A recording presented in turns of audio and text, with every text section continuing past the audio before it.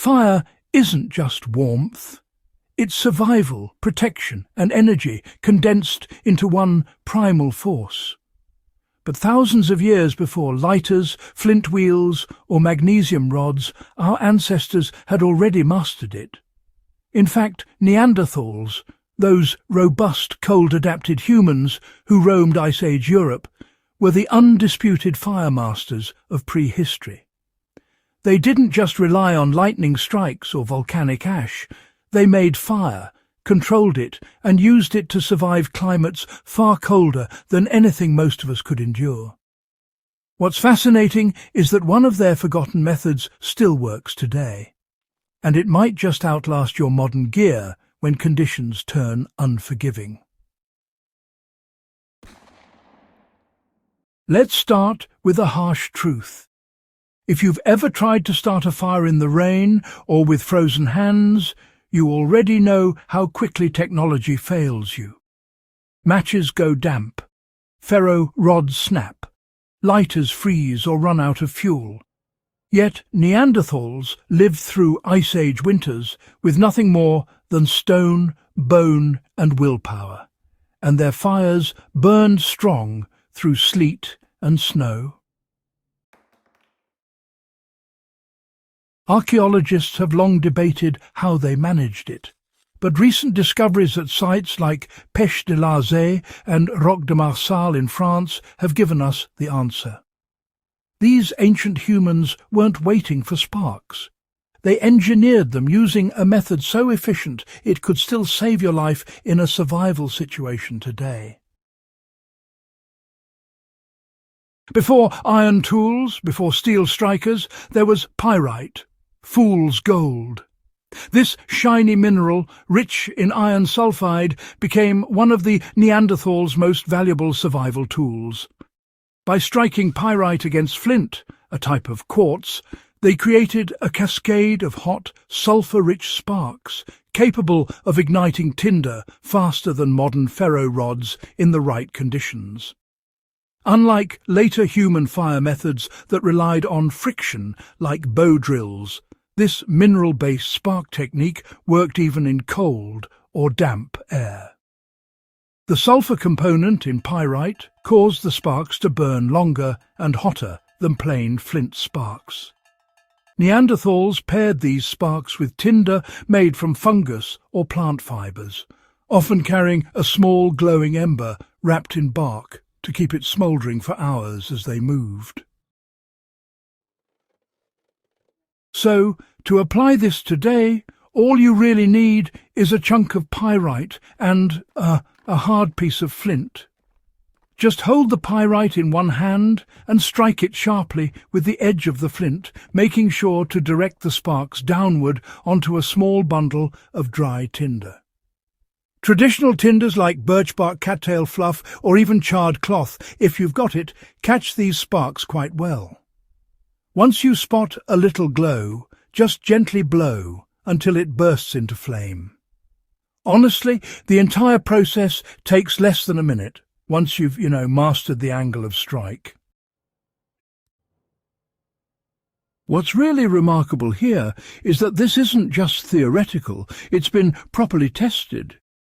Experimental archaeologists have gone ahead and replicated the method, confirming it works flawlessly, even in humidity that would, ruin most modern ignition sources. In essence, the Neanderthals' fool's gold trick wasn't primitive at all. It was reliable engineering, born out of necessity. One of the most overlooked aspects of Neanderthal firecraft, honestly, was their mastery of microclimates. They seemed to understand that fire didn't need perfect conditions. It just needed management. Excavations of hearths dating back 50,000 years show layered ash deposits and char patterns that, reveal deliberate airflow control. Neanderthals would dig shallow pits for their fires, shielding them from wind while concentrating oxygen flow from one side. They often lined the base with stone slabs or clay, both to reflect heat upward and to dry any damp tinder placed around the edges. This setup, really, could turn even a weak spark into a sustained flame. For modern survivalists, this knowledge has direct use.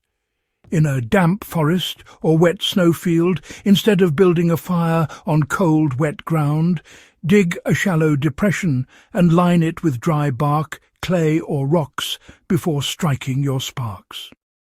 The dry base acts like an insulating hearth, reducing moisture loss and increasing your chances of ignition. Once lit, surround your fire with medium-sized stones. These not only protect the flame, but also absorb heat that can be released overnight to maintain warmth in your shelter. This ancient airflow method can also turn your fire into a controlled heat source for cooking or drying clothes. The Neanderthals weren't mindlessly burning wood. They were managing energy efficiently, something modern campers often fail to do. The most fascinating part of this forgotten method is how Neanderthals carried fire.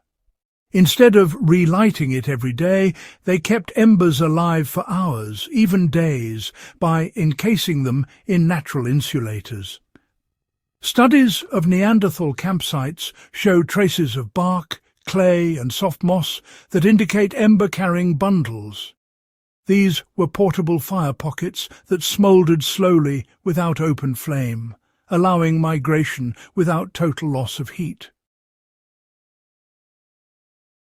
This concept still works, you know. To replicate it, just light a small fire using the pyrite flint method and let a few embers form. Then place a glowing coal into a hollow piece of dry bark or, well, wrap it in damp moss mixed with dry tinder. The key is airflow. Too much, and it burns out. Too little, and it dies. The ember should smoulder slowly, ready to be reignited with a few breaths. This technique, used correctly, can eliminate the need for daily fire-making altogether.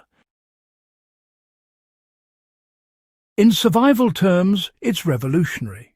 Even in modern emergencies, say losing a lighter during a backcountry storm, this trick can sustain warmth indefinitely with minimal effort.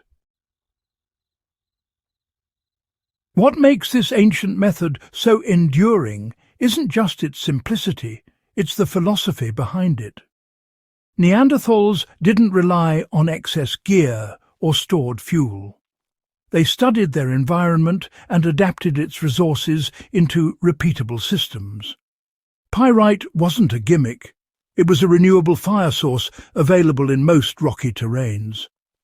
Fungus tinders like Fomes fomentarius, the so-called tinder fungus, could be harvested, dried and reused indefinitely. Every step was sustainable, efficient and in harmony with the natural world. For modern outdoor enthusiasts, learning this isn't just about novelty, it's about resilience. It's a reminder that technology doesn't equal preparedness. When tools fail, skills endure. And when you strike pyrite against flint, you're not just lighting a fire. You're continuing a human tradition that predates civilization itself. So, the next time you venture into the wilderness, bring along a small piece of pyrite and a shard of flint. Learn the angle. Practice catching that spark. It might seem ancient, but it's one of the few methods that can never truly fail you. Our ancestors didn't just survive the Ice Age, they thrived in it. And they did it using a handful of stone, a bit of cleverness, and the will to keep the flame alive. If you found this exploration valuable, don't forget to subscribe to Echoes of Valor and share this episode with fellow history and survival enthusiasts. Ancient skills like these aren't just stories, They're tools that may one day save lives again.